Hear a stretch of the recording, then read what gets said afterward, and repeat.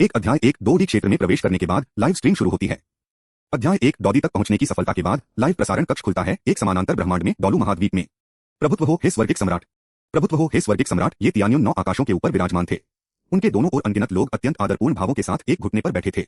बाईं ओर देवलोक के 5 देवराज थे, असुर देवता, विनाश के देवता, जीवन की देवी, अच्छाई की देवी और बुराई के देवता। उनके पीछे एक समान स्तर के प्रथम और द्वितीय स्तर के देवता थे। दाईं ओर डोलुओ महाद्वीप के सभी सबसे प्रसिद्ध नायक थे, जो वेकिंग, तियानहेन, अदाई, रोंग नियानडिंग, जी डोंग और लियान। साथ ही बीबी डोंग, कियान रेनक्स्यू, जू झुकिंग, जियोवो इत्यादि। उठो मेरी प्रजा, ये तियान्युन ने धीरे से अपना हाथ हिलाया। उसकी आभा स्वाभाविक रूप से प्रभावशाली थी, बिना क्रोध दिखाए। इससे उसे याद आया कि कितने साल पहले डोलुओ महाद्वीप में अपने पुनर्जन्म के बाद मूल डोलुओ और अपने पुनर्जन्म से पहले ब्लू स्टार वर्ल्ड के भाग्य बोनस पर भरोसा करते हुए उसने असाधारण रूप से मजबूत बोध क्षमता प्राप्त की थी। अंततः उन्होंने बैटल क्यूई सिस्टम की रचना की, धीरे धीरे एक बॉडी बन गए और डोलुओ को एकीकृत किया। संपूर्ण ब्रह्मांड जो पूरे महान ईश्वर चक्र को समाहित करता है। आज उन्होंने स्वर्गिक दरबार की स्थापना की और स्वयं को स्वर्गिक सम्राट घोषित किया। धन्यवाद हे स्वर्गिक सम्राट। सभी एक एक करके खड़े हो गए और ये तियान्युन को देखने लगे। उनकी आंखों में प्रशंसा भरी हुई थी, जिनमें वे विभिन्न देव राजा भी शामिल थे। यह वह व्यक्ति था जिसने अपनी शक्ति के बल पर एक बिल्कुल नई साधना प्रणाली का निर्माण किया, स्वर्गीय दरबार की स्थापना की और पहली पीढ़ी का सर्वोच्च स्वर्गीय सम्राट बना। इसने विभिन्न देवराजों को अपनी सीमाओं को पार करने और भी अधिक शक्तिशाली शक्ति को समझने की अनुमति दी। आज मैं देवताओं को उपाधियां प्रदान करूंगा और देवताओं की सूची बनाऊंगा। सभी देवता देवताओं की सूची में शामिल हो सकते हैं और तब से उनकी सच्ची आत्मा अमर रहेगी और वे शाश्वत जीवन प्राप्त करेंगे। ये तियान्युन ने अपना दाहिना हाथ भींच लिया और देवताओं की सुनहरी सूची से अनंत दिव्य शक्ति का उत्सर्जन हुआ। नीचे के सभी देवताओं ने उस भयानक स्वर्गीय शक्ति को महसूस किया, जिससे उनके हृदय में और भी अधिक सम्मान की भावना उत्पन्न हुई और उन्होंने जरा भी लापरवाही करने का साहस नहीं किया। यह औरा था, ये तियान्युन ने वर्षों से जो कुछ अर्जित किया था वह सब इसमें शामिल था। अचानक आकाश में एक प्रकाश की स्क्रीन दिखाई दी, जो बीच से 2 हिस्सों में बंट गई और उस पर अक्षरों की 2 पंक्तियां लिखी हुई थीं। डुलुओ ब्रह्मांड, डुलुओ समानांतर ब्रह्मांड। ये तियान्युन पुनर्जन्म का अनुभव कर चुके व्यक्ति के रूप में उन्होंने सुअर का मांस भी खाया था और सुअरों को दौड़ते हुए भी देखा था। क्या यह उपन्यासों में इस्तेमाल होने वाला दोहरा तुलनात्मक तरीका नहीं है? उन्होंने अनुमान लगाया कि यह एक दोहरा डोलू तुलना थी।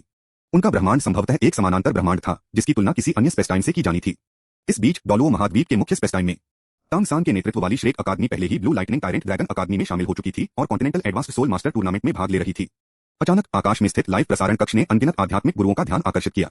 जल्दी देखो, आकाश में रोशनी है। किसी के चिल्लाने के बाद अनगिनत लोगों ने आसमान की ओर देखने के लिए अपना सिर ऊपर उठाया। उनमें से एक तांग सान भी थे। तांग सान ने अपनी भौहें गहरी सिकोड़ लीं। उसे अपने दिल में यह आभास हो रहा था कि कुछ अच्छा नहीं है और कुछ बड़ा घटित हो सकता है, लेकिन वह इसका कारण नहीं समझ पा रहा था। दोहरे डोलुओं की तुलना, इसका क्या मतलब है? तांग सान ने मन ही मन कुछ बुदबुदाया। इंटरनेट के प्रभाव का अनुभव न होने के कारण तांग सान को यह नहीं पता था कि लाइव ब्रॉडकास्ट रूम क्या होता है और न ही उसने कभी किसी दिव्य पर्दे से संपर्क किया था, इसलिए वह बहुत घबराया हुआ महसूस कर रहा था। भीड़ के बीच मैच देख रही ज़ूकिंगहे यानी कियान रेनक्स्यू ने अपनी पतली सी भौहें कसकर सिकोड़ ली। दोहरे डोलुओं की तुलना, क्या कोई दूसरा डोलुओ महाद्वीप हो सकता है? क्या यह समुद्र के उस पार हो सकता है? स्पिरिट हॉल की युवा स्वामी होने के नाते कियान रेनक्स्यू स्वाभाविक रूप से बहुत सी जानकारियों को समझती थी, जैसे कि लोग अक्सर समुद्र के उस पार से आते रहते हैं। बात सिर्फ इतनी सी है कि स्पिरिट हॉल की क्षमताएं सीमित थीं और वह महाद्वीप के दूसरी तरफ जाने के लिए समुद्र पार नहीं कर सकता था। दूसरे महाद्वीप को समझना तो दूर की बात है। इसी क्षण दिव्य पर्दे पर स्थित लाइव प्रसारण कक्ष से एक यांत्रिक आवाज सुनाई दी, जो भीतर से प्रसारित हो रही थी। अगले चरण में मैं आप सभी के लिए 2 डोलू महाद्वीपों की तुलना करूंगा, मुख्य रूप से दोनों नायकों की तुलना करूंगा। दोहरे डोलू महाद्वीप की बात करें तो सबसे पहले यह समझाना आवश्यक है कि समानांतर ब्रह्मांड क्या है। तथाकथित समानांतर ब्रह्मांड। लाइव प्रसारण कक्ष ने समानांतर ब्रह्मांड की अत्यंत गहन व्याख्या प्रस्तुत की। श्रेक अकादमी के लोग अचंभित भाव से सुन रहे थे। मां होंगजुन को वैसे भी यह बात समझ नहीं आई, इसलिए उसने अपना सिर घुमाकर तांग सान से पूछा, तीसरे भाई, आपके पास सबसे गहन ज्ञान है। समानांतर ब्रह्मांड क्या है? तांग सान ने मानो सब कुछ समझ लिया हो और उसने बड़े ही प्रभावशाली ढंग से कहा, तथाकथित समानांतर ब्रह्मांड वास्तव में 2 समान ब्रह्मांड हैं, मां होंगजुन। यह तीसरा भाई ईमानदार नहीं था। उसने सीधे सीधे मुख्य बात को चुन लिया और ऐसा नहीं था कि उसने खुद इस मुख्य बात को सुना न हो। इसे भूल जाइए। तीसरे भाई का स्वभाव थोड़ा उग्र था और वह तांग सान को उकसाने का जोखिम नहीं उठा सकता था, इसलिए उसने ऐसा दिखावा किया जैसे उसने कुछ सुना ही नहीं हो। हालांकि जियाओ वू ने श्रद्धाभाव प्रदर्शित किया और ईमानदारी से तांग सान की प्रशंसा की। तीसरे भाई से जैसी उम्मीद थी, तुम वाकई बहुत बुद्धिमान हो और तुमने इसे तुरंत समझ लिया, श्रेक के प्रशंसक। भीड़ के बीच कियान रेनक्स्यू की भौहें और भी तन गईं। उसने सोचा था कि यह कोई दूसरा महाद्वीप है, लेकिन यह तो एक अलग ही ब्रह्मांड निकला। उसने कभी सोचा भी नहीं था कि उसका कोई दूसरा रूप भी होगा। तो चलिए अब हम 2 अंतरिक्ष कालों के नायकों का परिचय कराते हैं। पहला है डोलू नंबर 1 अंतरिक्ष काल, जो मुख्य अंतरिक्ष काल है। इसका नायक है तांग सान, जो असुर देवता द्वारा चुना गया भाग्य का पुत्र है। ईश्वर लोग गपशप पर नजर रख रहे विनाश के देवता ने यह संदेश देखा और तुरंत अपना सिर घुमाकर असुर देवता की ओर देखा। आपने क्या किया? देवलोक में विनाश के सबसे रूढ़िवादी देवता के रूप में जो देवलोक की दिल से परवाह भी करते थे, उन्होंने असुर देवता को क्रोधित निगाहों से देखा। यह स्पष्ट रूप से देवलोक के नियमों का उल्लंघन था। आदिम अच्छाई की देवी और बुराई के देवता ने भी बारी बारी से असुर देवता को घूर कर देखा। डोलुओ महाद्वीप के लिए नीति के पुत्र का चयन करना नियमों का उल्लंघन था। एक प्रवर्तक देवता होने के बावजूद किसी को ऐसा नहीं करना चाहिए। असुर देवता इतना चिंतित हो गया कि उसने अपने पैर पटकते हुए जल्दबाजी और घबराहट में अपना बचाव किया। बकवास, मैंने कोई नियम तोड़ने वाला काम नहीं किया। आप सब यह मत भूलिए कि डोलुओ महाद्वीप का नायक मेरी पसंद का नहीं है। मैंने सिर्फ डोलुओ के नायक को चुना है। यह कोई उल्लंघन नहीं है ना? बेशक उन्होंने यह नहीं बताया कि तांग सान को चुनने और उसे डोलुओ महाद्वीप में भेजने के बाद तांग सान डोलुओ महाद्वीप का नायक बन गया। असुर देवता अंदर ही अंदर काफी घबराए हुए थे। हालांकि उन्होंने यह बात जोर से नहीं कही, लेकिन लाइव प्रसारण कक्ष की क्षमता को देखते हुए यह बात लगभग उजागर हो जाती। विनाश के देवता ने इस बारे में सोचा और उसे लगा कि यह तर्कसंगत है। डोलुओ महाद्वीप का नीति का पुत्र ऐसी चीज नहीं थी जिसे ये देवराज नियंत्रित कर सकें।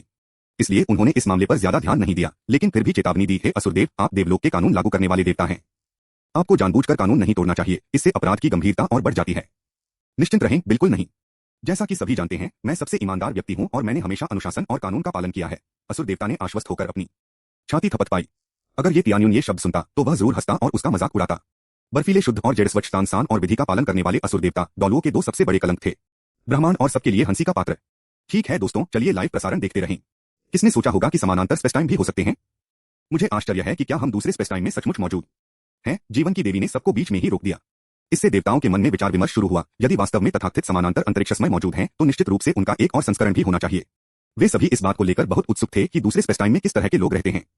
तो चलिए अब हम दूसरे समानांतर अंतरिक्षमय के नायक ये तियान्युन का परिचय देना शुरू करते हैं, जो पुनर्जन्म से गुजरे हैं और युगों युगों के महानतम सम्राट के रूप में जाने जाते हैं। दो अंतरिक्ष कालों में डोलू महाद्वीप के अनगिनत आम लोग और यहाँ तक कि संपूर्ण ब्रह्मांड के लोग लाइव प्रसारण कक्ष को ध्यानपूर्वक देख रहे थे। 2 अध्याय 2 ईश्वर राजा बनाम युद्ध सम्राट, कौन अधिक शक्तिशाली है? अध्याय 2 भगवान राजा और 2D कौन अधिक शक्तिशाली है? क्या तांगसान हमारे ब्रह्मांड का नायक है? यह तांगसान कौन है? वह हमारे ब्रह्मांड का नायक कैसे बन सकता है? और यह असुर देवता कौन है? मैं असुर देवता के बारे में पूरी तरह से स्पष्ट नहीं हूं, लेकिन वह निश्चित रूप से एक देवता है। मैंने कभी उम्मीद नहीं की थी कि इस दुनिया में वास्तव में देवता होंगे। डोलुओ महाद्वीप पर अनगिनत लोग इस बात पर चर्चा कर रहे थे कि यह तांगसान कौन थी। तांगसान नाम के उन लोगों ने एक एक करके अपना सिर उठाकर आकाश की ओर देखा, मानो वे स्वयं ही डोलुओ महाद्वीप के नायक और भावी देवता हों। दूसरी ओर विभिन्न प्रमुख गुटों ने अपनी भौहें तन डाली। वे निश्चित रूप से किसी नायक के प्रकट होने को नहीं चाहते थे, क्योंकि इससे सत्ता में भारी फेरबदल होना तय था। 7 ट्रेजर ग्लेजर टाइल स्कूल। निंगफेंगजी ने हार्दिक भावना व्यक्त की, ऐसा लगता है कि डोलुओ महाद्वीप में अराजकता फैलने वाली है। मुझे सच में नहीं पता कि डोलुओ महाद्वीप का क्या हाल होगा। उसके बगल में स्वॉर्ड डोलुओ को अचानक कुछ सूझा और उसने तुरंत निंगफेंगजी को याद दिलाया, फेंगजी, तुम भूल गए हो, रोंगरान के विद्यालय में एक तांगसान है और उसके पास जन्मजात पूर्ण आध्यात्मिक शक्ति और बहुत ही जबरदस्त ताकत है। क्या वह नायक हो सकता है? ये शब्द तुरंत निंगफेंगजी के दिल को छू गए। जी हाँ, यह सच था। उनका नाम तो तांगसान ही था, साथ ही उनमें जन्मजात पूर्ण आध्यात्मिक शक्ति भी थी। भला इस दुनिया में इतने सारे संयोग कैसे हो सकते हैं?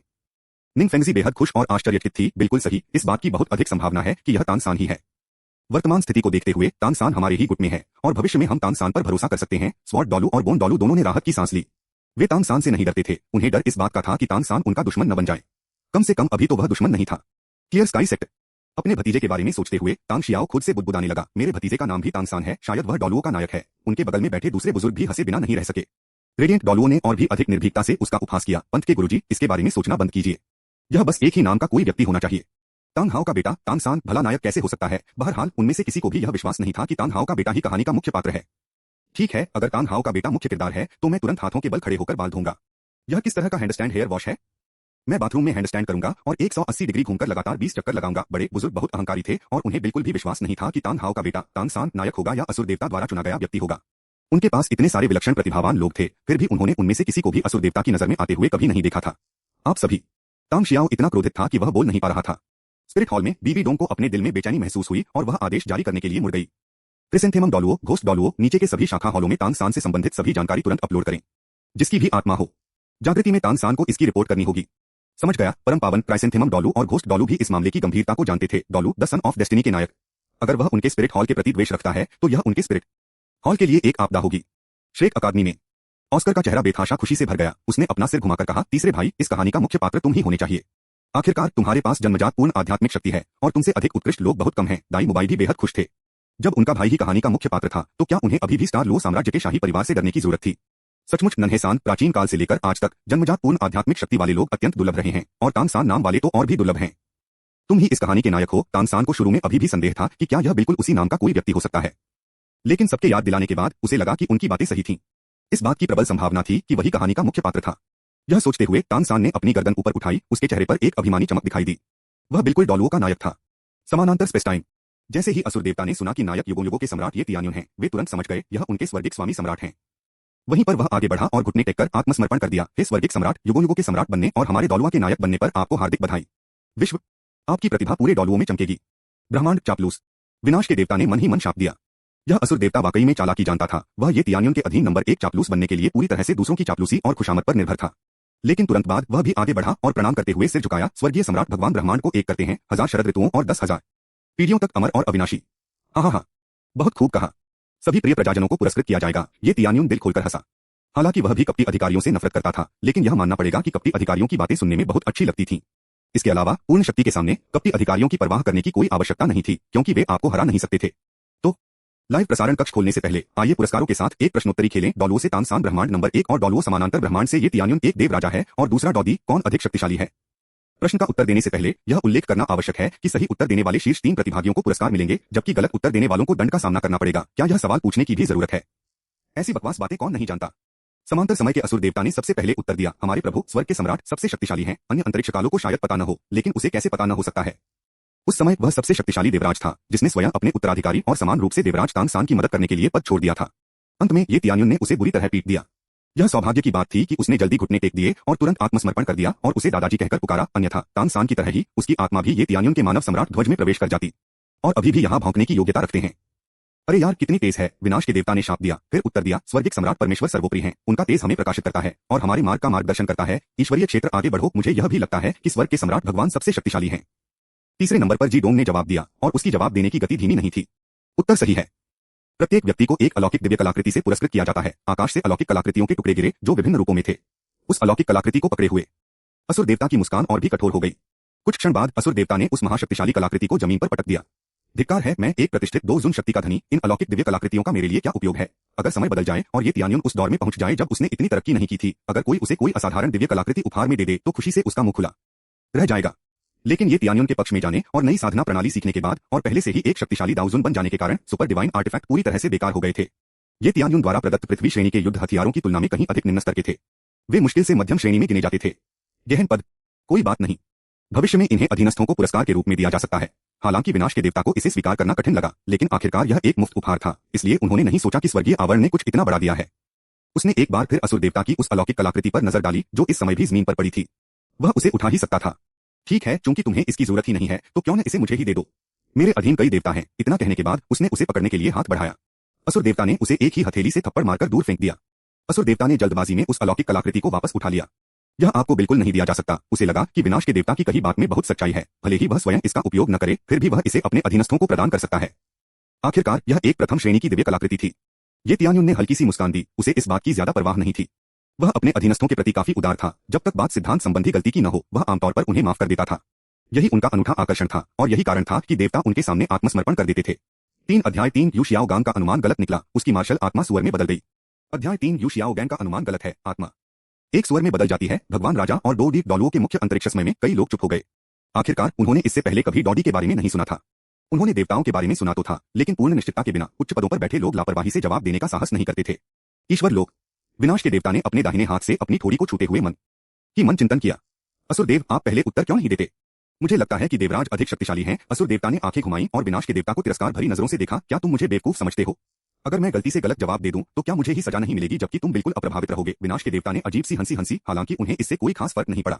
उनके मन में ऐसे इरादे तो थे, लेकिन उन्हें असुर देवता से जवाब की उम्मीद भी नहीं थी। उन जैसे देवता अपेक्षाकृत सतर्क रहते थे। निम्न क्षेत्र इनामों के बारे में सुनकर दाई मुबाई इसे आजमाने के लिए उत्सुक था। इतनी बड़ी घटना को अंजाम देने की क्षमता होने के कारण कम से कम एक स्पिरिट बोन तो इनाम के तौर पर मिलनी ही चाहिए। अगर उसे स्पिरिट बोन मिल जाए तो भविष्य में उसके पास अपने बड़े भाई दाई वेसी के खिलाफ लड़ने का मौका होगा। छोटे सान, तुम्हारे हिसाब से कौन ज्यादा शक्तिशाली है, भगवान राजा या डोडी? इस सवाल ने तानसान को तुरंत असमंजस में डाल दिया।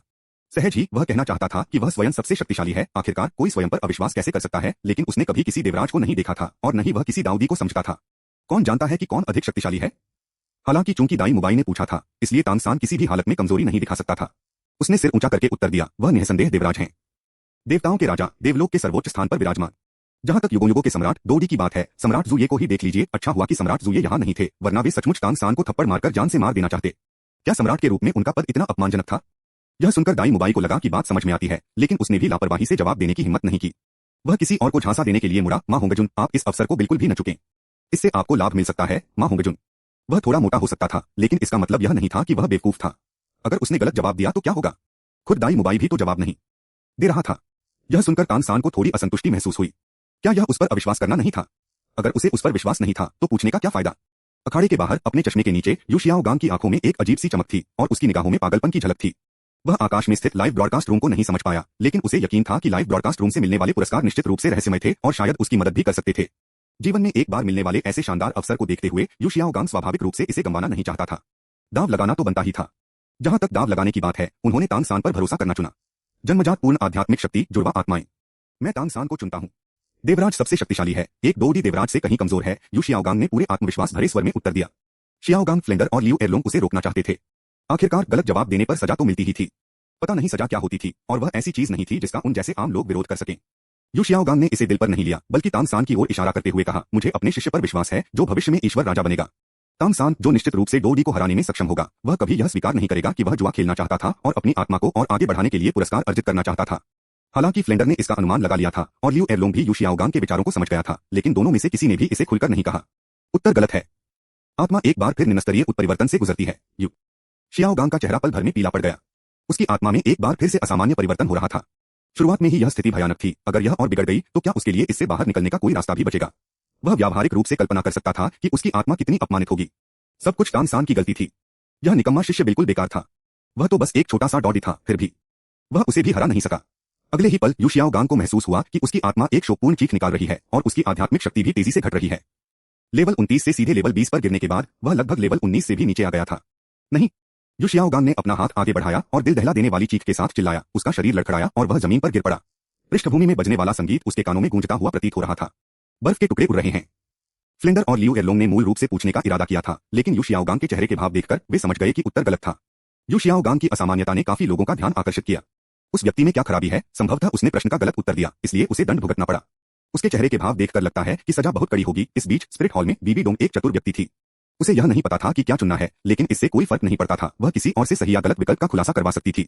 यह यू शियाओगांग से कहीं ज्यादा समझदार था। बीबी डोंग ने तुरंत अपने अधीन लोगों को आदेश दिया, तुम ईश्वर राजा को चुनो तांगसान, चाहे जो भी सजा हो। मैं तुम्हें 30,000 साल पुरानी आत्मा की हड्डी से पुरस्कृत करूंगा और भविष्य में आत्मा की अंगूठी खोजने में व्यक्तिगत रूप से तुम्हारी मदद करूंगा।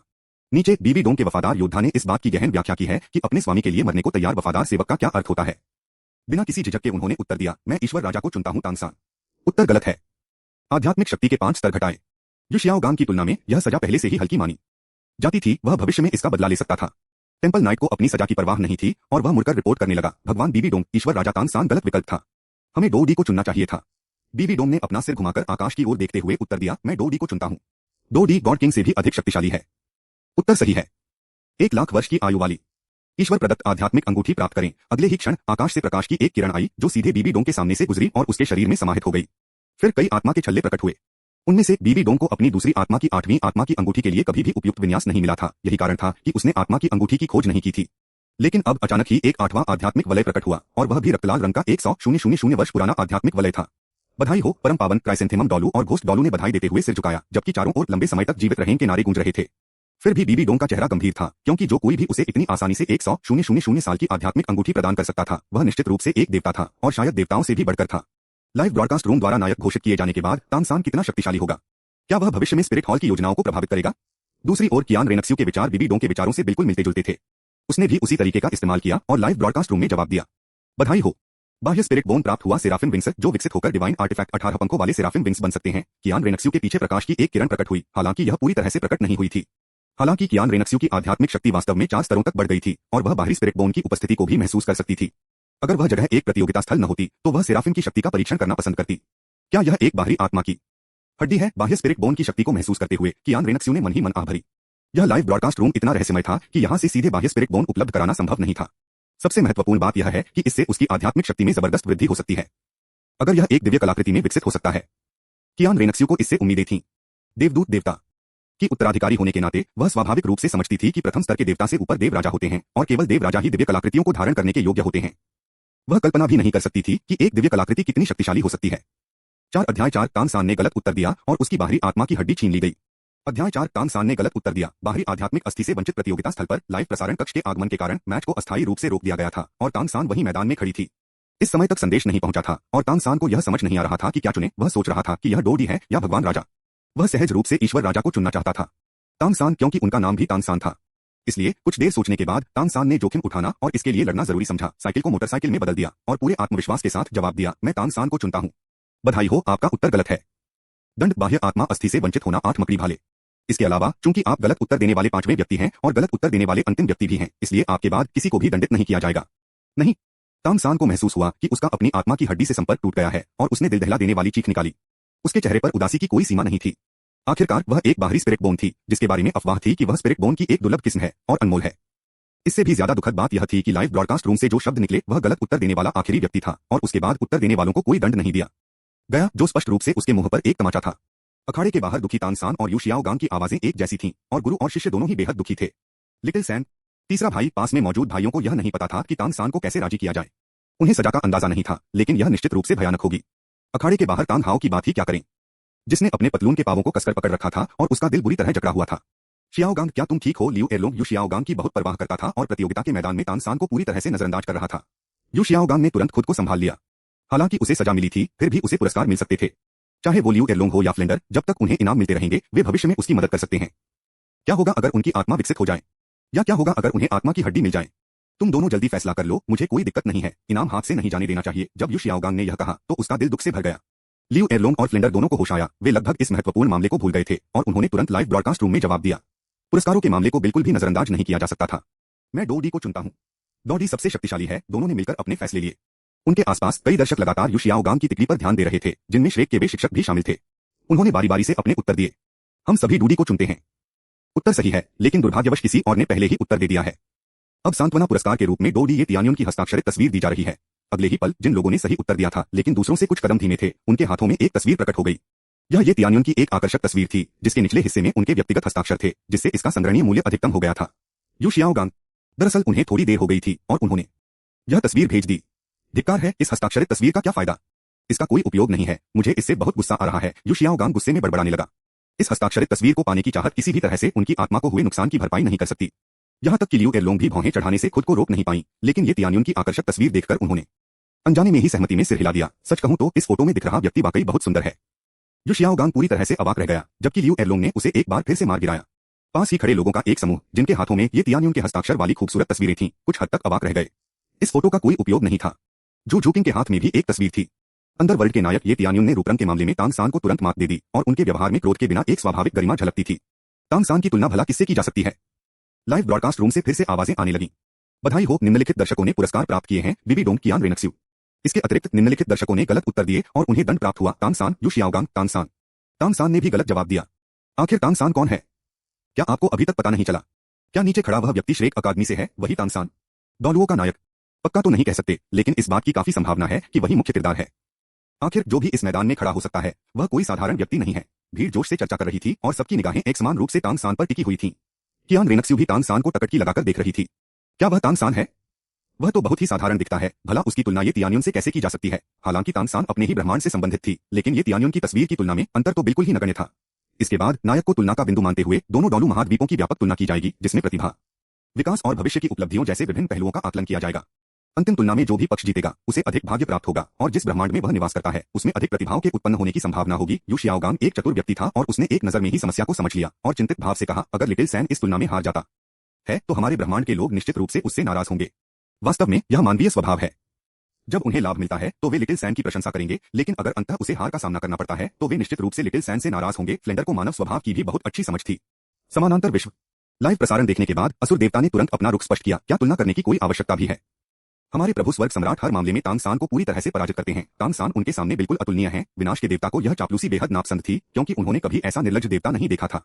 पास ही में पड़ोसी दुनिया के नायक जो वेकिंग ने तानसान का नाम सुना और मन ही मन बुदबुदाया। मुझे हमेशा ऐसा लगता है कि मैंने इस तानसान के बारे में पहले कहीं सुना है, बस मुझे याद नहीं आ रहा है कि कहा। यह सुनकर जू झुकिंग ने जो वेकिंग को याद दिलाते हुए कहा, तुम भूल गए। हमारी दुनिया में भी एक तानसान था जो पहले डॉलुओ महाद्वीप से था। श्रेक अकादमी का एक व्यक्ति, समुद्र देवता और असुर देवता का दोहरा देवता उत्तराधिकारी, जिसे जियालिंग दरवे की लड़ाई के दौरान हमारे भगवान स्वर्ग सम्राट ने एक ही थप्पड़ से मार डाला था। इस तरह याद दिलाए जाने पर जो वेकिंग को यह बात याद आ गई, क्योंकि उसने वास्तव में देवलोक के देवताओं को इसका जिक्र करते हुए सुना था। डॉलुओ महाद्वीप के एकमात्र दोहरे देवता जो वेकिंग ने भीड़ में मौजूद असुर देवता और समुद्र देवता की ओर फिर से देखा। ये दोनों देवता अभी भी यहाँ क्यों थे? असुर देवता ने अजीब तरह से अपने सिर के पीछे खुजली की। तुरंत ये तियान्युन की ओर देखा और पूरी वफादारी से कहा, हे स्वर्गिक सम्राट, मुझे सचमुच उस छोटे बदमाश की उम्मीद नहीं थी। तानसान का इतनी गहराई से छिपना और फिर भी आपको चुनौती देने की हिम्मत करना। उन्हें ये तियान्युन की ताकत की और भी कम उम्मीद थी। तानसान जो असुर देवता और सागर देवता दोनों रूपों में विद्यमान थे, फिर भी ये तियान्युन ने उन्हें एक ही थप्पड़ से मार डाला। फिर ये तियान्युन ने सीधे देवलोक में प्रवेश किया, एक एक करके 5 देव राजाओं को हराया, उन्हें बारी बारी से कोड़े मारने के लिए लटका दिया और 3 सेकंड में 18 प्रथम स्तर के देवता ढेर हो गए। सौभाग्य से वह समय रहते घुटने टेक बैठा, अन्यथा तानसान की तरह उसकी आत्मा भी निकाल ली जाती और ये तियान्युन के मानव सम्राट ध्वज में फेंक दी जाती। इसके बाद असुर देवता को हार मानते और आत्मसमर्पण करते देख समुद्र देवता भी हताशा से आगे बढ़े और घुटनों के बल बैठकर दया की भीख मांगने लगे। महामहिम स्वर्गिक सम्राट, यह सब मेरी अंधता के कारण हुआ है। उत्तराधिकारियों का चयन करते समय मैंने केवल उच्च प्रतिभा वाले लोगों को चुना और उच्च नैतिक चरित्र वाले लोगों को नहीं, जिसके परिणामस्वरूप वह स्वर्गिक सम्राट का शत्रु बन गया। यह सरासर जघन्य अपराध है। ये तियान्युन को जरा भी परवाह नहीं थी। उसने धीरे से अपना हाथ हवा में लहराया। ऊर्जा के एक शक्तिशाली प्रवाह ने समुद्र देवता को धीरे से ऊपर उठा लिया। ठीक है, तानसान के मामलों का आप सभी से कोई लेना देना नहीं है। यहाँ मौजूद हर कोई स्वर्गिक दरबार का एक योग्य अधिकारी है। मैं अपने सहायकों का काम पूरा होते ही उन्हें कैसे दरकिनार कर सकता हूँ। मुख्य रूप से ये तियान्युन को कभी इस बात की चिंता नहीं थी कि ये लोग उसके साथ विश्वासघात करेंगे, क्योंकि उसकी पूर्ण शक्ति यहीं प्रदर्शित थी। 5 अध्याय 5 जन्मजात आत्मिक शक्ति की तुलना, क्या तानसान विजयी होंगे? अध्याय 5 जन्मजात क्षमताओं की तुलना आध्यात्मिक शक्ति से, क्या तानसान जीतेगा? सभी लोग, अब हम दोनों मुख्य पात्रों की तुलना करेंगे। चूंकि दोनों का जन्म डोलुओ महाद्वीप में हुआ था और उन्होंने डोलुओ महाद्वीप की साधना प्रणाली को अपनाया था, इसलिए आइए पहले उनकी जन्मजात क्षमताओं की तुलना करें। आध्यात्मिक शक्ति, जैसा कि सभी जानते हैं, डोलुओ महाद्वीप में हर किसी के पास आत्मा होती है, लेकिन हर किसी के पास जन्मजात आत्मा नहीं होती। आध्यात्मिक शक्ति केवल उन्हीं के पास जो जन्मजात क्षमता रखते हैं। आध्यात्मिक शक्ति से आध्यात्मिक गुरु बन सकते हैं। जन्मजात क्षमता का स्तर जितना उच्च होगा, आत्मा की शक्ति, आत्मा स्वामी की शक्ति जितनी अधिक होगी। उदाहरण के लिए आत्मा कक्ष, युवा स्वामी कियान रेनक्स्यू की जन्मजात प्रतिभा 20वें स्तर की है। आध्यात्मिक शक्ति, वहां मौजूद असंख्य लोग स्तब्ध रह गए। नहीं, एकलंकीय जन्मजात आध्यात्मिक शक्ति या जन्मजात पूर्ण आध्यात्मिक शक्ति ने पहले ही लोगों को चौंका दिया था, लेकिन कियान रेनक्स्यू के पास वास्तव में 20वें स्तर की जन्मजात आध्यात्मिक शक्ति है। आध्यात्मिक शक्ति, यह सरासर लोगों को इंसान के रूप में न मानने का तरीका है। यह सुनकर फेंग शियाओटियन के चेहरे पर कड़वाहट के भाव उभर आए। पहले मुझे लगता था कि मैं एक प्रतिभाशाली व्यक्ति हूं, लेकिन अब ऐसा लगता है कि जन्मजात पूर्ण आध्यात्मिक शक्ति ही प्रतिभा को पहचानने की सीमा है। नीचे श्रेक अकादमी के लोग भी उतने ही हैरान थे। जन्मजात 20वें स्थान पर आध्यात्मिक शक्ति, अब वह कितनी शक्तिशाली होगी? हाँ, यह वाकई बहुत ही मजबूत है। मैं अभी 30 साल का ही हुआ हूँ, जबकि वह 6 साल की उम्र में ही 20वें स्थान पर थी। तानसान भी हैरान था और मन ही मन थोड़ा दुखी भी हुआ। एक साधारण गैरनायक में इतनी उच्च जन्मजात क्षमता होना कितना अद्भुत था। नायक की तुलना में अधिक आध्यात्मिक शक्ति, इसने उनकी श्रेष्ठता को भी धूमिल कर दिया। नहीं, उनकी तुलना कैसे की जा सकती है और उन्हें हराया कैसे जा सकता है? तानसान ने चिड़चिड़े स्वर में कहा, यद्यपि यह 20वें स्थान की जन्मजात प्रतिभा है, आध्यात्मिक शक्ति, तो क्या हुआ? मैं नहीं, वह मुख्य पात्र नहीं है। तानसान मुख्य पात्र है, श्रेक में सभी लोग। इससे तानसान में भी अहंकार पैदा हो गया। तो कृपया सभी अनुमान लगाएं कि ईश्वर राजा और दूदी में से किसकी जन्मजात क्षमता है, आध्यात्मिक शक्ति अधिक है। यह अनुमान लगाने वाला एक निरर्थक प्रश्नोत्तरी है, बिना इनाम वाली परीक्षा।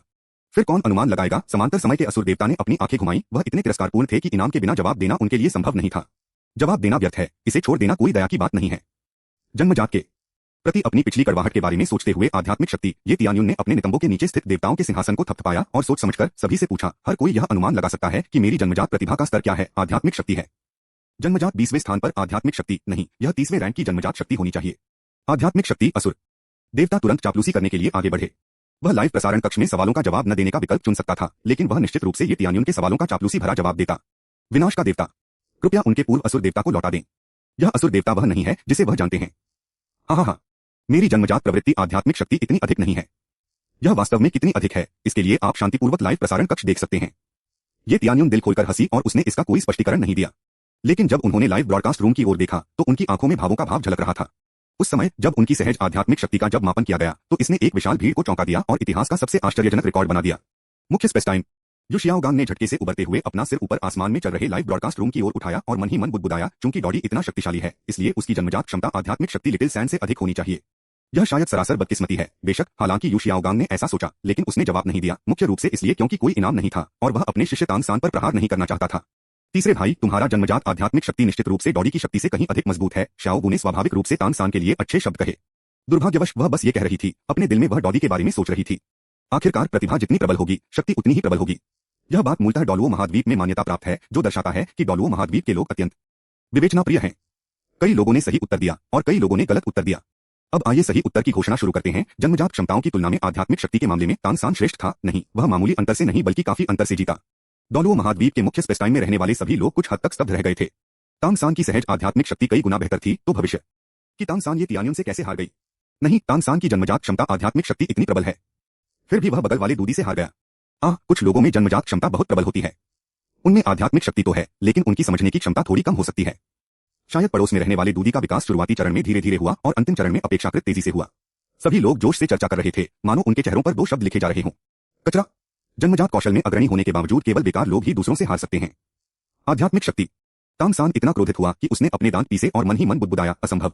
मेरी सहज प्रवृत्ति, मेरी आध्यात्मिक शक्ति इतनी अधिक है, भला मैं कैसे हार सकता हूँ? यह नकली है, यह नकली ही होना चाहिए। वह इसे समझ नहीं पाया, वह बोध नहीं कर पाया। उसके पास मिस्टीरियस हेवन स्किल भी थी, जो तान संप्रदाय की एक उत्कृष्ट विशेषता थी। गुप्त नियमावली जो उसे अपनी आध्यात्मिक शक्ति को विकसित करने और सुधारने में मदद कर सकती है। भला वह कैसे हार सकता है? इतना ही नहीं, तानसान भी इसका पता नहीं लगा सका। देवलोक के देवराज भी इसका पता नहीं लगा सके। असुर देवता ने उत्सुकता से देवताओं से पूछा, मुझे बताओ, आखिर पड़ोस में रहने वाले उस दूदी ने हमारी दुनिया के भगवान राजाओं को कैसे पीछे छोड़ दिया? विनाश के देवता की आंखों में एक चमक सी कौंधी, मानो उन्हें फिर से कुछ याद आ गया हो। क्या आपको लगता है कि उसका सामना उत्पत्ति की ईश्वर की विरासत से हुआ था? इसीलिए वह हमसे आगे निकल गया। इस दुनिया में एक उत्पत्ति देवता भी था जिसके बारे में अफवाह थी कि वह उनके ईश्वर राजाओं से श्रेष्ठ था, लेकिन यह केवल एक अफवाह थी जिसका कोई सबूत नहीं था। लेकिन इस किंवदंती का अर्थ यह था कि उत्पत्ति की कहानी में वर्णित ईश्वर वास्तव में अस्तित्व में हो सकता है। यह सुनकर असुर देवता ने इस बारे में सोचा और उन्हें लगा कि यह बात काफी तर्कसंगत है। आपने जो कहा वह सही है। समानांतर अंतरिक्ष समय में तथाकथित दूदी को उत्पत्ति के ईश्वर की विरासत प्राप्त होनी चाहिए थी, तो फिर हमारे अंतरिक्ष समय में भी उत्पत्ति के ईश्वर की विरासत होनी चाहिए, है ना? जैसे ही ये शब्द मुंह से निकले, आसपास के सभी देवताओं ने लालच भरी निगाहें प्रकट कर दी। उनमें से कुछ द्वितीय स्तर के देवता थे, कुछ तृतीय स्तर के देवता थे और कुछ दिव्य सेवक थे, और भला कौन प्रगति नहीं करना चाहता था? हर कोई उत्पत्ति के ईश्वर की विरासत को प्राप्त करना चाहता था, अंततः उत्पत्ति का ईश्वर बनकर अन्य ईश्वर राजाओं से आगे निकलना चाहता था। आकाश में लाइव प्रसारण कक्ष से अभी भी प्रसारण चल रहा था। दरअसल तानसेन जन्म से ही पूर्ण आध्यात्मिक शक्ति के साथ पैदा नहीं हुआ था। जन्म के समय उसकी जन्मजात शक्ति भी पूर्ण आध्यात्मिक शक्ति से रहित थी। आध्यात्मिक शक्ति प्रथम श्रेणी से कम थी और 6 वर्ष की आयु में उसकी जन्मजात शक्ति अधिकतम 5वीं श्रेणी की थी। आध्यात्मिक शक्ति हालांकि एक परलोक से आए हुए व्यक्ति के रूप में जब असुर देवता द्वारा उसे वापस लाया गया तो उसे एक परलोक का गुप्त नियमावली प्राप्त हुई। अपनी जन्मजात बुद्धिमत्ता के साथ उन्होंने बहुत पहले ही गुप्त नियमावली का अभ्यास शुरू कर दिया था, पर्याप्त आध्यात्मिक शक्ति अर्जित कर ली थी और जब उनकी आत्मा जागृत हुई तभी उन्हें जन्मजात पूर्ण आध्यात्मिक शक्ति प्राप्त हुई। आकाश से मिली जानकारी सुनकर तांग हाओ ने तुरंत पुष्टि कर दी कि डोलुओ महाद्वीप का नायक उसका बेटा तानसेन था, क्योंकि तानसेन बचपन से ही साधना करने के लिए पहाड़ पर जाता था, यह सोचकर कि उसे कुछ पता नहीं था, लेकिन वास्तव में वह इस बारे में हमेशा से ही स्पष्ट था। ईश्वर लोक विनाश के देवता ने एक बार फिर असुर देवता की ओर देखा। असुर, क्या तुमने नहीं कहा था कि इसका तुमसे कोई लेना देना नहीं है? क्या तानसेन का पुनर्जन्म तुम्हारा ही काम था और तुमने ही उसे डोलुओ महाद्वीप भेजा था? असुर देवता असहज महसूस कर रहे थे। कानून लागू करने वाले देवता होने के नाते कानून को जानने और उसे तोड़ने का मामला विनाश के देवता द्वारा पता चल गया था। अब वह कानून को कैसे लागू कर पाएगा? जीवन की देवी भी उसे फटकार रही थी। असुर, कानून लागू करने वाले देवता होने के नाते तुमने जानबूझकर कानून तोड़ा, यह हद से ज्यादा है। इस तरह तुम भविष्य में देवताओं को कैसे संभाल पाओगे? देवताओं ने कुछ नहीं कहा क्योंकि उनका स्तर इतना ऊंचा नहीं था, लेकिन मन ही मन वे असुर देवता से सहमत नहीं थे। बस यही, अब भी तुम्हें कानून व्यवस्था के भगवान बनने और उनका प्रबंधन करने की हिम्मत है। तुम्हारी सारी इज्जत मिट्टी में मिल गई है। 6 अध्याय 6 तानसेन तांग वंश के गुप्त नियमावली कभी पीढ़ी दर पीढ़ी हस्तांतरित नहीं की जाती। अध्याय 6 तानसेन तांग संप्रदाय गुप्त नियमावली कभी आगे नहीं दी जाती। देवलोक में असुर देवता की परेशानियों की तुलना में निचले लोक में तानसेन को भी काफी परेशानियों का सामना करना पड़ा। यह समस्या उसकी रहस्यमय स्वर्ग कौशल से उत्पन्न हुई जो किसी दूसरी दुनिया से प्राप्त एक गुप्त नियमावली थी। इससे किसी ऐसे व्यक्ति को भी यह क्षमता मिल सकती है जिसके पास केवल 5वीं रैंक की जन्मजात क्षमता होनी चाहिए थी। पूर्ण सहज शक्ति प्राप्त करने के लिए आध्यात्मिक शक्ति, आत्मा पर आध्यात्मिक शक्ति जागृति, यह निश्चित रूप से एक उच्च स्तरीय गुप्त नियमावली थी। दर्शक दीर्घा की वीआईपी सीटों पर कियान रेनक्स्यू ने तानसेन को घूरकर देखा और अपनी प्राप्त जानकारी के बारे में सोचते हुए वह मन ही मन बुदबुदाने लगी, यह तानसेन ही नीति का नायक होगा, है ना? आखिर मात्र नीली चांदी की घास किसी को पूर्ण सहज शक्ति कैसे प्रदान कर सकती है? आध्यात्मिक शक्ति सिर्फ कियान रेनक्स्यू ही नहीं, फ्लिंडर भी ऐसा ही सोचता था। लिटिल सैन ही मुख्य पात्र होना चाहिए, अन्यथा ब्लू सिल्वर ग्रास के पास इतनी उच्च आध्यात्मिक शक्ति होना संभव नहीं था। उसने किसी अन्य लोक से कोई गुप्त विधि सीखी होगी। यह संकेत मिलने के बाद लियू एरलोंग को अचानक एक बात समझ में आ गई। केवल यू शियाओगांग को ही थोड़ा सा संदेह था। तानसेन के पास दोहरी आत्माएं थीं और उसके पास क्लियर स्काई हैमर था, इसलिए वह पूर्ण सहज शक्ति का स्वामी था। आध्यात्मिक शक्ति पूरी तरह सामान्य थी, लेकिन इससे उनका सिद्धांत भी गलत साबित हो गया। तानसेन के पास संयोगवश 2 आत्माएं थीं और यही कारण नहीं था कि उनके पास पूर्ण सहज शक्ति थी। आध्यात्मिक शक्ति। अखाड़े के मंच पर तांग हाओ का चेहरा गंभीर था। यह सब खत्म हो गया। तानसेन के अभी बड़े होने से पहले ही इस तरह उजागर हो जाने से क्या दूसरी दुनिया की गुप्त पुस्तिका दूसरों की लालची निगाहों को आकर्षित करेगी? क्योंकि दूसरों की तो बात ही छोड़िए, वह स्वयं भी अपनी शक्ति बढ़ाने के लिए दूसरे लोक से गुप्त नियमावली प्राप्त करना चाहता था। उनके सामने कामिकाजे अकादमी के फेंग शियाओटियन और अन्य सभी लोग तानसेन को घूर रहे थे। फेंग शियाओटियन ने और भी उत्सुकता से पूछा, भाई तानसेन, क्या आपके पास सचमुच किसी दूसरे लोक से साधना का कोई गुप्त नियमावली है? क्या इससे किसी को पूर्ण जन्मजात साधना प्राप्त कराई जा सकती है? आध्यात्मिक शक्ति। पीछे खड़े लोग जोश से बातें करने लगे। इसमें कोई आश्चर्य नहीं कि उसके पास पूर्ण सहज क्षमता है। इतनी कम उम्र में ही आध्यात्मिक शक्ति प्राप्त कर लिया है और इतनी कम उम्र में ही आध्यात्मिक गुरु बन गए हैं, तो उनके पास किसी दूसरी दुनिया का कोई गुप्त नियमावली जरूर रही होगी। कितना बड़ा सौभाग्य है! अगर मेरे पास किसी दूसरी दुनिया से कोई गुप्त नियमावली होती तो मैं अब तक एक आध्यात्मिक पूर्वज बन चुका होता और उससे भी अधिक संभावना थी कि मैं एक आध्यात्मिक राजा बन जाता। चर्चा के दौरान सभी लोग तानसेन की ओर सीधे देख रहे थे। उनकी आंखों में वासना झलक रही थी। धत तेरी की! तानसेन को तुरंत ही अत्यधिक दबाव महसूस हुआ। वह इतनी सारी लालची निगाहों से खुद को बचा नहीं सका। 7 ट्रेजर ग्लेज्ड टाइल स्कूल और श्रेक अकादमी के समर्थन पर भरोसा करने के बावजूद वह दुनिया भर के अनगिनत लोगों की लालची निगाहों को रोक नहीं सका। लिटिल सैन, क्या तुम्हारे पास सचमुच किसी दूसरी दुनिया का कोई गुप्त मैनुअल है? दाई मुबाई ने चिंता व्यक्त करते हुए पूछा। ऊपरी तौर पर तो ऐसा लगता था कि उसे तानसेन की परवाह है, लेकिन असल में उसके मन में कुछ छिपे हुए विचार थे। भला रहस्यमय स्वर्ग कौशल सीखना कौन नहीं चाहेगा? ऑस्कर और मा होंगजुन दोनों के अपने अपने विचार थे। उनके बगल में बैठी निंग रोंगरांग को अचानक एक बात समझ में आई। मुझे अब याद आया, तुम्हारे हाथों का हरा हो जाना, साथ ही वो विशेष गति तकनीक वाले गुप्त नियमावली और छिपे हुए हथियारों के कौशल, क्या ये सब किसी दूसरी दुनिया की गुप्त नियमावली नहीं हो सकती? यह सुनकर आसपास के चिंतित लोगों और तानसेन को समझने वाले सभी लोगों ने प्रतिक्रिया व्यक्त की और उन्हें एहसास हुआ कि मामला वास्तव में ऐसा ही प्रतीत होता है। तानसेन के पास गुप्त नियमावली की काफी प्रतियां प्रतीत होती थीं। इस बार उनका दबाव और भी अधिक था। आकाश में लाइव प्रसारण कक्ष में कार्यक्रम शुरू हो गया। तानसेन दूसरे लोक के तान संप्रदाय से आती है और हमेशा से तान संप्रदाय के नियमों में दृढ़ विश्वास रखती है। गैर तान संप्रदाय शिष्यों को तान संप्रदाय की शिक्षा लेने की अनुमति नहीं है। गुप्त नियमावली के अनुसार आम लोग तान संप्रदाय में शामिल होने के योग्य नहीं है। यहाँ तक कि उनके गुरु, यहाँ तक कि उनके पिता भी तान संप्रदाय सीखने के योग्य नहीं है। गुप्त नियमावली, ये सभी तान संप्रदाय के नियम हैं। जैसे ही ये शब्द सामने आए, श्रेक सेवन डेविल्स के सदस्यों सहित अधिकांश लोग निराश हो गए।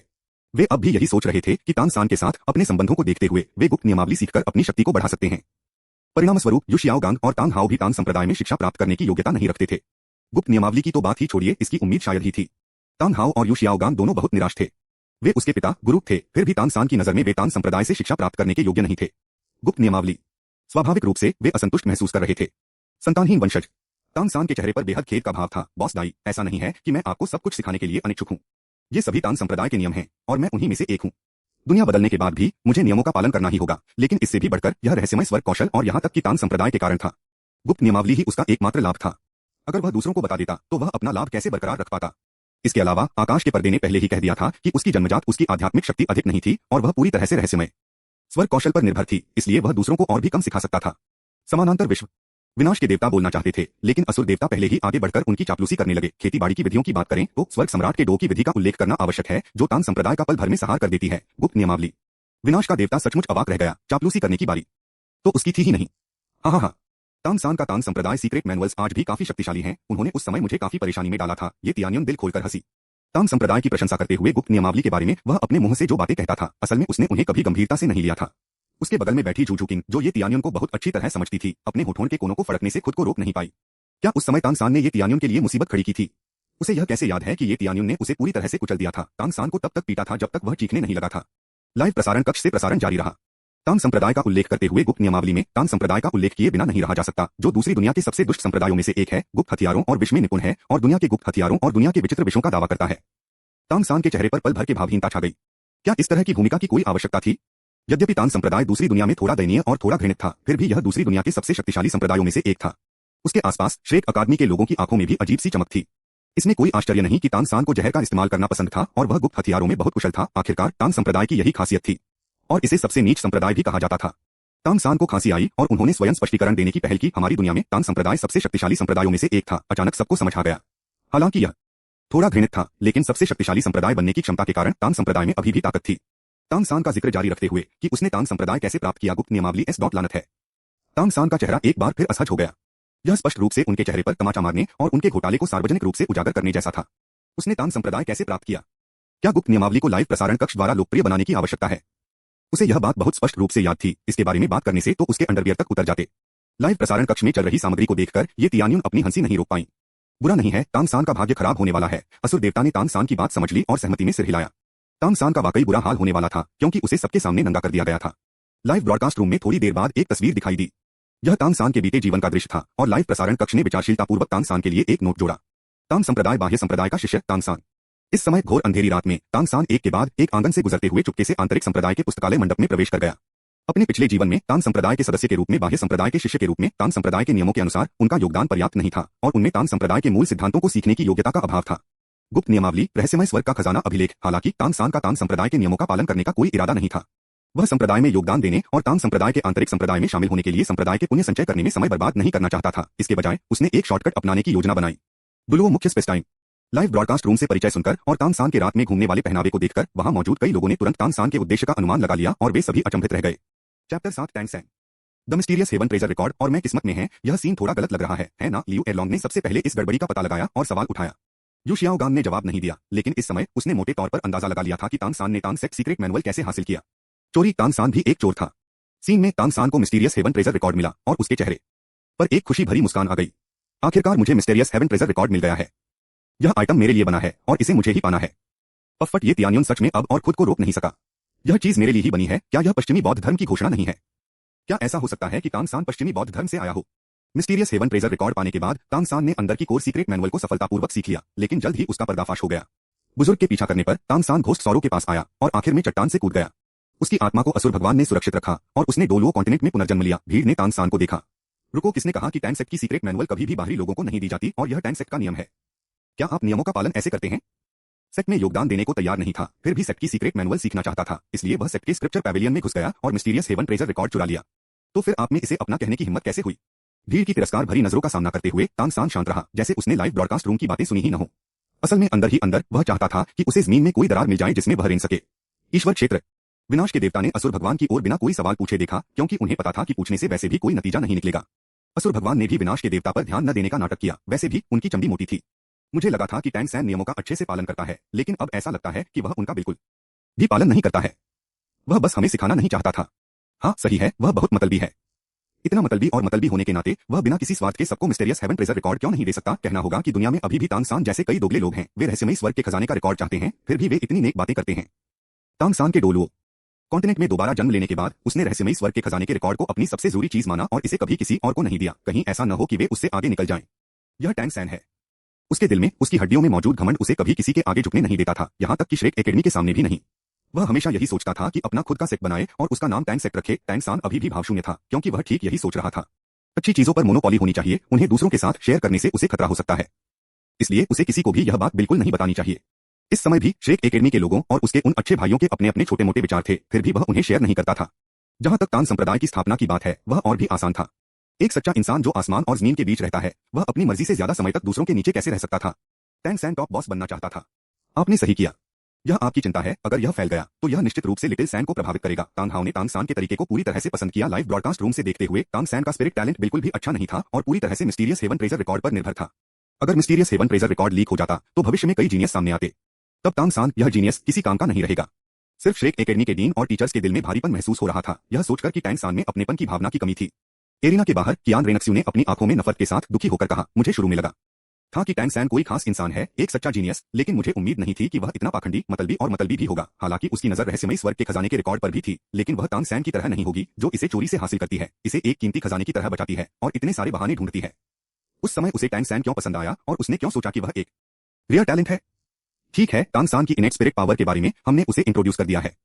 अब पैरेलल यूनिवर्स में उस डूडी की इनेट स्पिरिट पावर को ठीक से इंट्रोड्यूस करने का समय है। लाइव ब्रॉडकास्ट रूम की बातों ने स्पेस टाइम दोनों जगह के लोगों में इसके बारे में गहरी जिज्ञासा पैदा कर दी। यह डूडी एक्सपर्ट था, कोई लेजेंडरी जो गॉड किंग से भी ज्यादा ताकतवर था। ईश्वर क्षेत्र, असुर भगवान ने दिलचस्पी से कहा, उस डूडी एक्सपर्ट का लाइव ब्रॉडकास्ट शुरू होने वाला है। मुझे हैरानी है कि उसे क्रिएशन गॉड पोजीशन कहां से मिली। आसपास के 4 भगवान राजा, 18 लेवल 1 भगवान और हजारों अलग अलग देवी देवता सभी आसमान में लाइव ब्रॉडकास्ट रूम की तरफ देख रहे थे। वे सभी सृष्टि देवता का पद पाना चाहते थे। तांग सान के शब्दों में, क्रिएशन गॉड पोजीशन मेरे लिए बनी है और इसे मुझे ही पाना है। कियान रेनक्स्यू को भी ये तियान्युन में बहुत दिलचस्पी थी। एक दुनिया का हीरो होने का मतलब था कि वह निश्चित रूप से कोई आम इंसान नहीं था। ये तियान्युन जरूर कोई बड़ा आदमी होगा। मुझे हैरानी है कि क्या हमारी दुनिया में भी कोई ऐसा है। क्योंकि यह एक पैरेलल दुनिया है तो कोई और भी होना चाहिए। पास में कियान रेनक्स्यू की सुरक्षा के लिए जिम्मेदार स्पिरिट हॉल एक्सपर्ट की आंखें चमक उठीं। उन्होंने जल्दी से कियान रेनक्स्यू को प्रपोज किया, यंग लॉर्ड, क्योंकि वह एक प्रोटैगोनिस्ट बन सकता है तो वह एक बेमिसाल प्रोडिजी होना चाहिए। क्या हम उसे ढूंढने के लिए लोगों को भेज सकते हैं और फिर उसे हमारे स्पी हेवन टू एम्पायर की सेवा के लिए तैयार करने पर ध्यान दे सकते हैं। गार्ड ने लगभग बात जाने ही दी। वे स्पिरिट हॉल की सेवा करने के लिए कैसे कह सकते थे। यह साफ तौर पर हेवन टू एम्पायर की सेवा करने के लिए था। कियान रेनक्स्यू के मन में पहले से ही यह आइडिया था और जब उनके सबॉर्डिनेट ने यह बात उठाई तो उन्होंने आसानी से कहा, तो फिर ये तियान्युन की जांच के लिए लोगों को भेजो, उसे जल्द से जल्द ढूंढो और फिर उसे क्राउन प्रिंस के महल में वापस ले आओ। ऐसा सिर्फ कियान रेनक्स्यू ही नहीं सोचती थी। स्पिरिट हॉल में बीबी डोंग के विचार एक बार फिर आश्चर्यजनक रूप से कियान रेनक्स्यू के विचारों से मेल खा गए और उसने अपने पास रखे गुलदाउदी डुलुओं को आदेश दिया, लोगों को हमारे यूनिवर्स के ये तियान्युन को ढूंढने का इंतजाम करो, उसे स्पिरिट हॉल में वापस लाओ और मैं उसे बेहतर बनाने पर ध्यान देना चाहता हूं। बीबी डोंग को अच्छी तरह पता था कि टैंग सैन स्पिरिट हॉल का दुश्मन हो सकता है और उसे एक और हीरो बनाने की जरूरत थी। किसी प्रोटैगोनिस्ट से निपटने के लिए प्रोटैगोनिस्ट का इस्तेमाल करें। हाँ, सुप्रीम पोप यह सबॉर्डिनेट समझता है। गुलदाउदी डोलू धीरे धीरे पीछे हट गया। मुझे पर्सनली लगता है कि ये तियान्युन दूसरी दुनिया का हीरो बहुत बेरहम खतरनाक हो सकता है और युद्ध भी शुरू कर सकता है। नहीं तो वह इतना ऊंचा दर्जा कैसे पा सकता है। जियाओ वू ने धीरे से ये तियान्युन को कोसा, जो तांग सान के लिए बोल रहा था ताकि तांग सान को बहुत ज्यादा चोट न लगे। लेकिन वह सच में गलत नहीं थी। ये तियान्युन ने सच में एक युद्ध शुरू किया, पूरे डोलू यूनिवर्स को एक किया और उस पर राज किया, जिसके कमांड में अनगिनत हीरो थे। उन सभी मुख्य किरदारों ने ये तियान्युन को महाराज, स्वर्ग के सम्राट कहकर बुलाया, तांग सान को छोड़कर, जो अभी भी ह्यूमन एम्परर फ्लैग के अंदर था। तो ये तियान्युन को ब्रॉडकास्ट करने से पहले प्लीज सब लोग अंदाजा लगा लें कि उसकी इनेट स्पिरिट पावर किस लेवल की है। यह गेसिंग गेम अभी भी बिना प्राइज वाला क्विज है, गलत अंदाजा लगाने पर कोई पेनल्टी नहीं है। सभी लोग, दोनों स्पेस टाइम के लोग, डूडी की इनेट स्पिरिट पावर का अंदाजा लगाने के लिए खास तौर पर उत्साहित थे। आखिरकार ये तियान्युन एक स्टार फिगर थे। और गलत अंदाजा लगाने पर कोई पेनल्टी भी नहीं थी, तो हार मानने को क्या था। उन्हें तो पूरे जोश के साथ अंदाजा लगाना ही था। समानांतर स्पेस टाइम। हालांकि ये तियान्युन ने इस पर नाखुशी में अपना सिर हिलाया।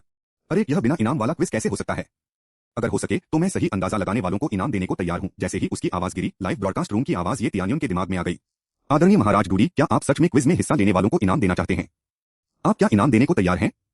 8 अध्याय 8 2 डी ने जुआन तियान भंडारण के अभिलेखों की 10 अरब रुपए इनाम में बताए। अध्याय 8 2 डी ने रहस्यमय स्वर्ग भंडारण के अभिलेखों की 10 अरब पंक्तियां प्राप्त की। पुरस्कार वास्तव में दिए जा सकते हैं। ये तियान्युन हैरान रह गया। उसने तो यह सब सिर्फ मजे के लिए किया था और उसे लगा भी नहीं था कि लाइव ब्रॉडकास्ट रूम के लोग इससे सहमत होंगे। लेकिन चूंकि लाइव ब्रॉडकास्ट रूम सहमत हो गया था, इसलिए अगर वह क्विज के लिए कुछ पुरस्कार नहीं देता तो यह थोड़ा अनुचित होगा। अगर यह बात फैल गई तो लोग सोच सकते हैं कि वह एक डूडी होने के कारण गरीब है और इनाम देने में असमर्थ है, जिससे पड़ोस में रहने वाले विदेशी उसे नीची नजरों से देखेंगे। लाइव प्रसारण कक्ष, क्या मैं पुरस्कार के रूप में मिस्टीरियस हेवन ट्रेजर रिकॉर्ड प्रदान कर सकता हूं?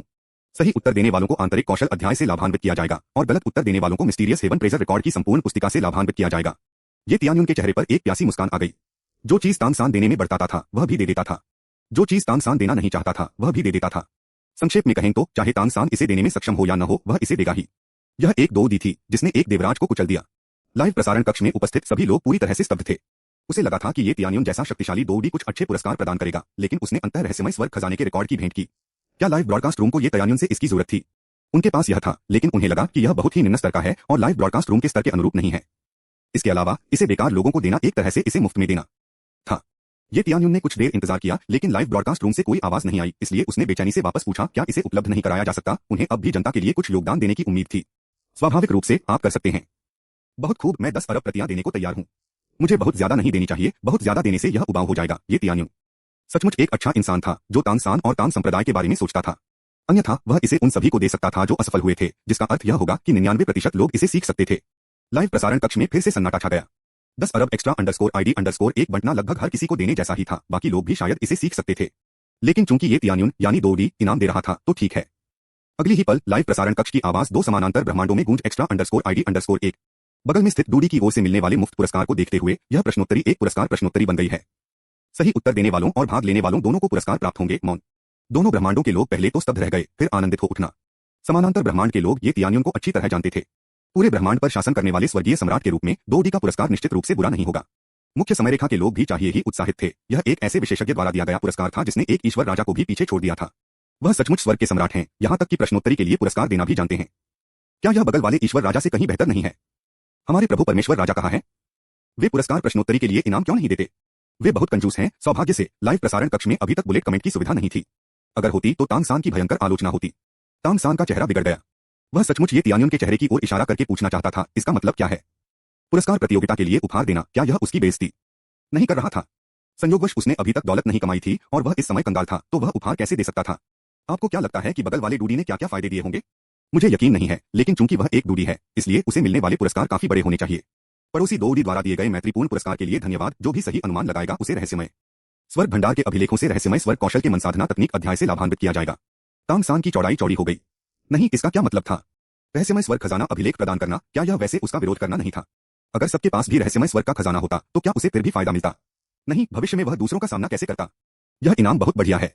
तानसान इसे हमें देने को तैयार नहीं है, लेकिन कोई और है। हाँ, यह वाकई एक बेहतरीन इनाम है।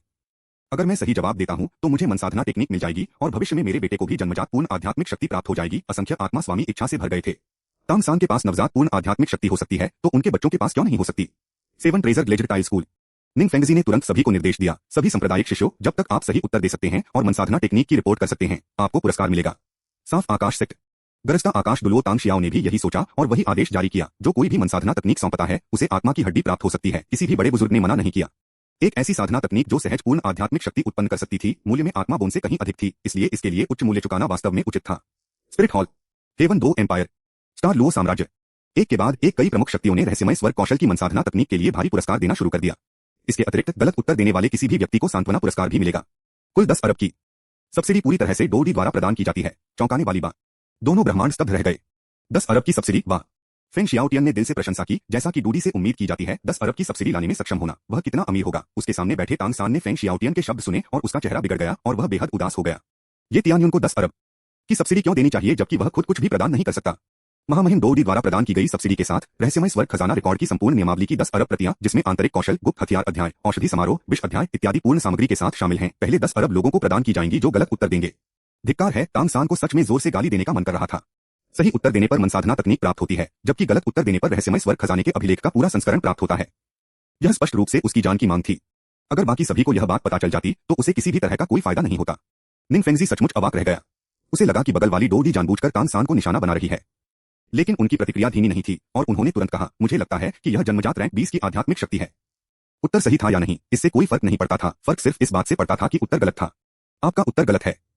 आपको सांत्वना अनुदान के रूप में रहस्यमय स्वर्ग खजाना अभिलेख का संपूर्ण संस्करण प्राप्त होता है। पल भर में रहस्यमय स्वर्ग खजाने के अभिलेख से संबंधित ढेर सारी जानकारी निंग फेंगजी के दिमाग में उमड़ पड़ी। उस जानकारी की सूक्ष्मता और चतुराई ने उनकी स्वयं निर्मित आध्यात्मिक क्षमताओं को पूरी तरह से चकनाचूर कर दिया। स्पिरिट हॉल, बीबी डोम की प्रतिक्रिया भी तुरंत ही आई और उन्होंने तुरंत जवाब दिया, जन्मजात 10 लाख आध्यात्मिक शक्ति अगर सच में जन्मजात रैंक 1 मिलियन होती तो। है आपका उत्तर गलत है। आपको सांत्वना अनुदान के रूप में रहस्यमय स्वर्ग खजाना अभिलेख का संपूर्ण संस्करण प्राप्त होता है टूर्नामेंट के मैदान पर। दाई मुबाई आकाश की ओर चिल्लाई, जन्मजात 10 मिलियन आध्यात्मिक शक्ति। आपका उत्तर गलत है। हे भगवान, क्या यह वही रहस्यमय स्वर्ग का खजाना है? इसके अंदर की सामग्री तो बहुत ही अद्भुत है। जी हाँ, यह वाकई बहुत ही उत्कृष्ट है। तो यह है रहस्यमय स्वर्ग का खजाना रिकॉर्ड। अगर यह मेरे पास हो तो मैं भविष्य में बहुत तेजी से प्रगति कर सकता हूँ। रुको, इसके अंदर बड़ी संख्या में अमर जड़ी बूटियां भी सूचीबद्ध हैं।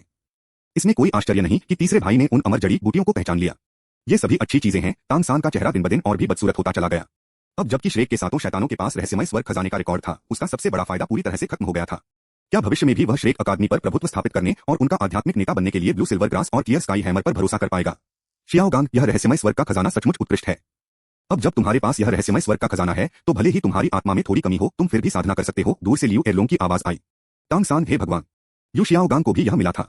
यह सचमुच 10 अरब की सब्सिडी थी जिसमें लगभग सभी को हिस्सा मिला। ये तियान्युन के पतन का मार्ग पहले से ही तय हो चुका है।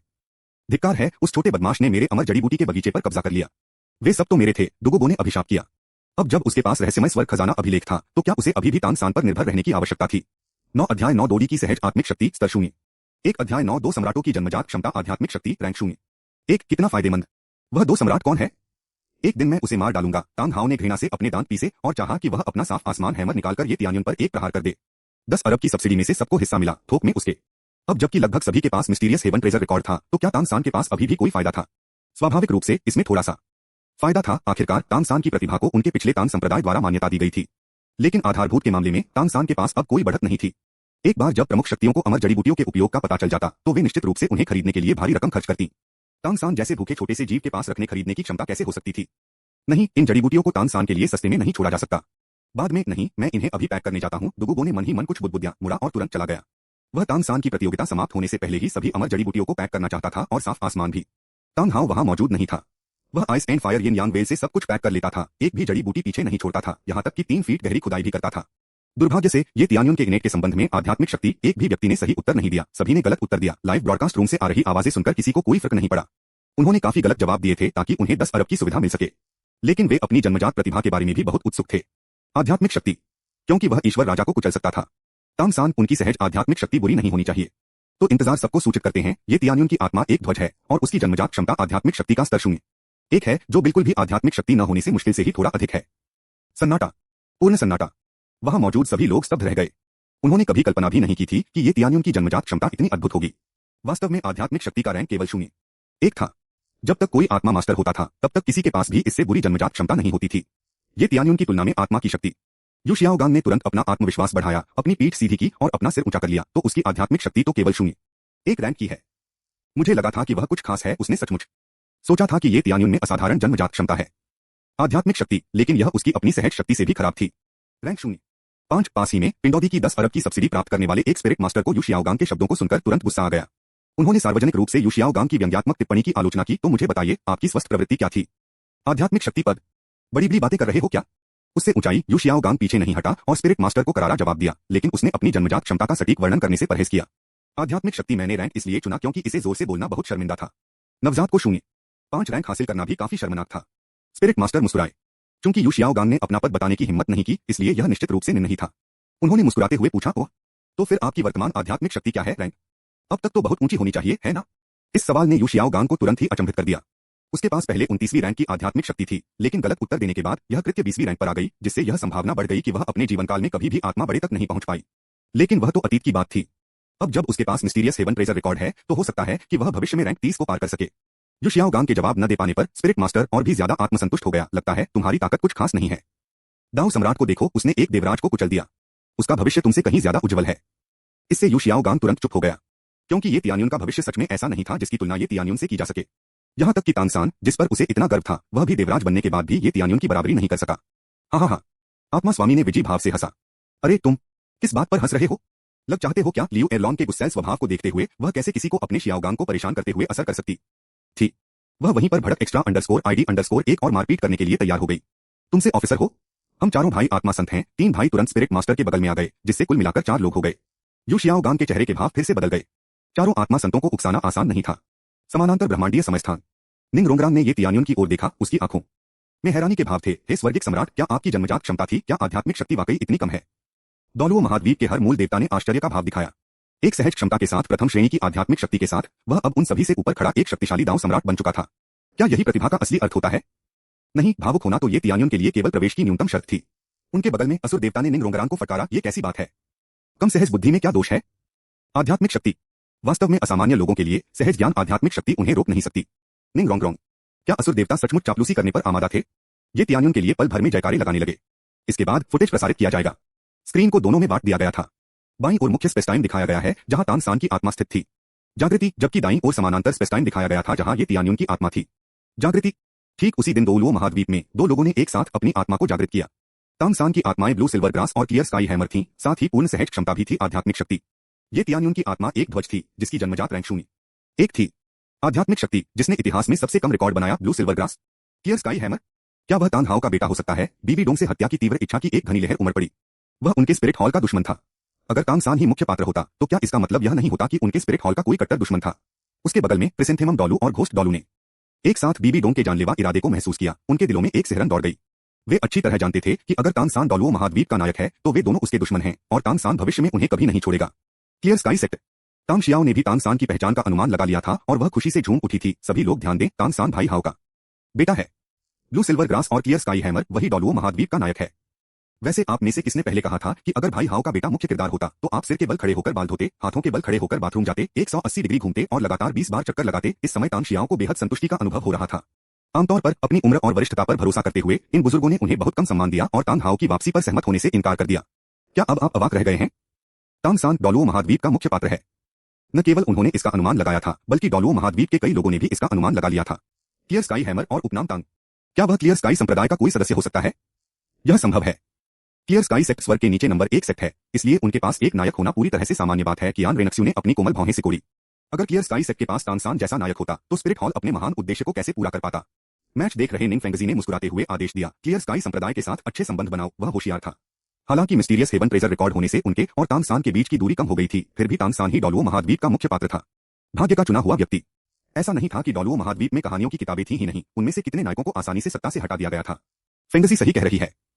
संयोग से रोंगरान ने श्रेक अकादमी में दाखिला ले लिया है, इसलिए वे भविष्य में दोस्त बन सकते हैं। स्वॉर्ड डोलू को अचानक श्रेक अकादमी देखने में काफी आकर्षक लगी। वहां मौजूद हर कोई प्रतिभाशाली था और वे बहुत ही अच्छे से बात करते थे। शायद सभी के विचारों को भांपते हुए लाइव प्रसारण कक्ष ने बेझिझक अपना प्रसारण जारी रखा। यह उल्लेख करना उचित होगा कि एक अन्य समानांतर अंतरिक्ष समय में तानसान भी डोलुओ महाद्वीप का नायक था और दोनों की उम्र लगभग एक ही थी। हालांकि उनके संघर्ष में तानसान धीरे धीरे ये तियान्युन से हार गया और अंततः ये तियान्युन ने उससे नायक का दर्जा छीन लिया।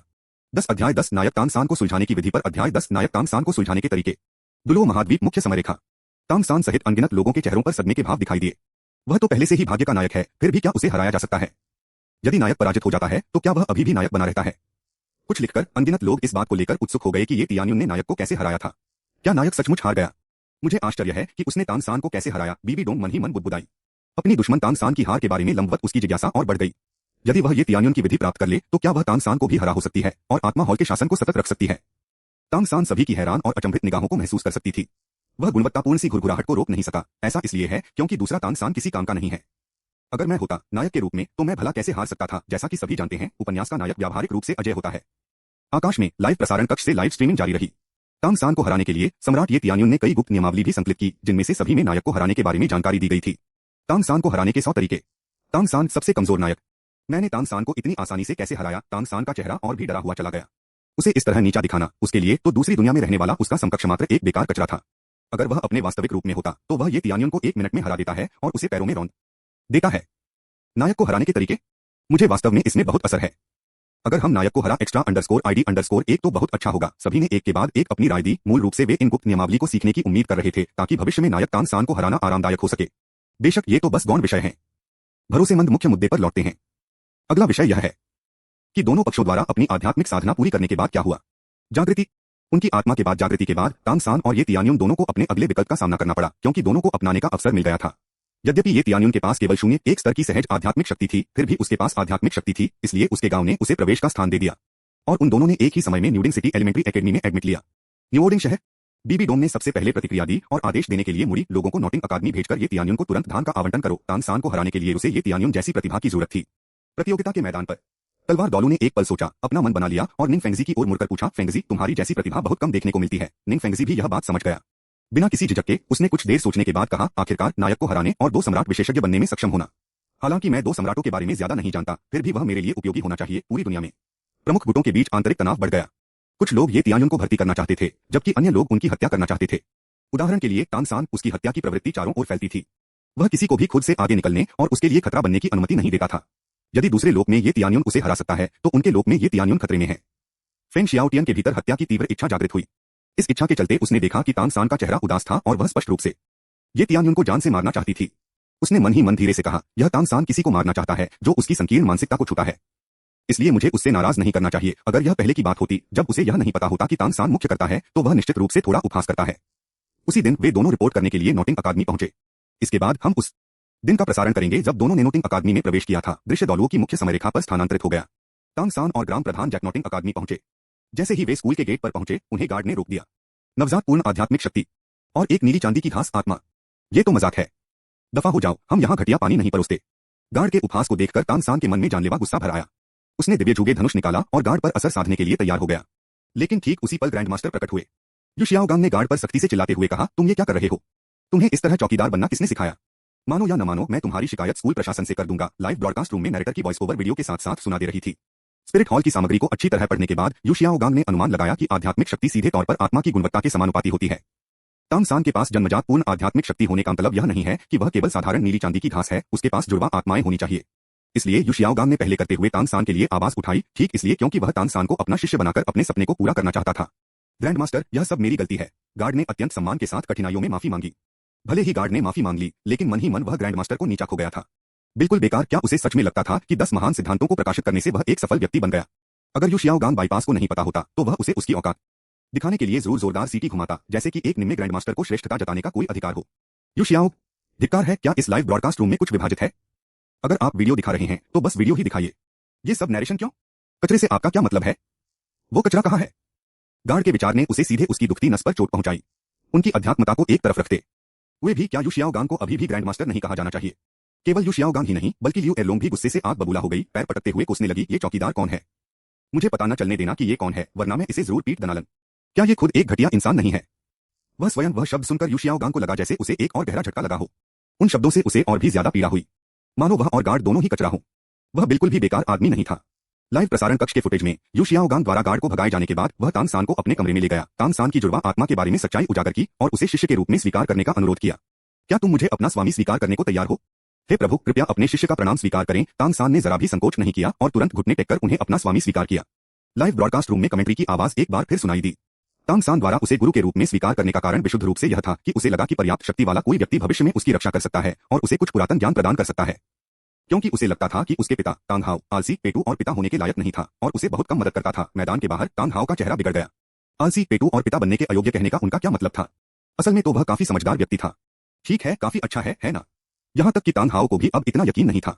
अतीत में उसे प्यार में बहुत गहरा दर्द मिला था और उसने तानसान के दैनिक जीवन की परवाह नहीं की थी। तानसान का पालन पोषण जैक ने ही किया था।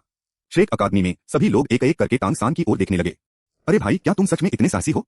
अपने ही पिता को आलसी और पेटू कह रहे हो? तानसान, फिर से उसकी बदनामी करना। यू शियाओगांग की आध्यात्मिक शक्ति के बारे में जानने के बाद हालांकि तानसान को लगा कि इतनी कम आध्यात्मिक शक्ति के साथ इतनी उम्र होना उसे पूरी तरह से बेकार बना देता है, जिस पर वह वास्तव में तिरस्कार की दृष्टि से देखता है। यू शियाओगांग द्वारा चलाई गई जानकारी के खातिर तानसान को अब भी अपमान सहना और एक बेकार व्यक्ति को अपना स्वामी मजबूरी लगा। यू शियाओ, तानसान। लाइव ब्रॉडकास्ट रूम मनो सीधे उनके चेहरे पर ही अंतिम हिट कर रहा था। यह खुलेआम उन दोनों के मुंह पर तमाचा मार जैसा था। डोलुओ महाद्वीप भर में अनगिनत लोग इसे देखकर खिलखिलाकर हंस पड़े। तानसान असल में कुछ खास है। महान लक्ष्य के लिए अपमान सहना।